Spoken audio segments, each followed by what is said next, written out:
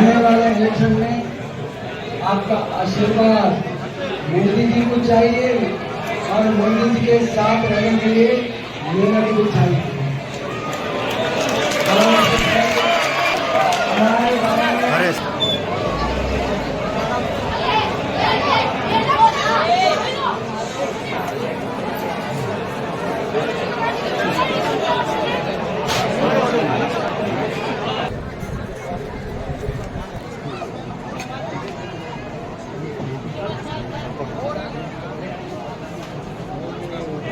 आप लोग आ जाओ खाने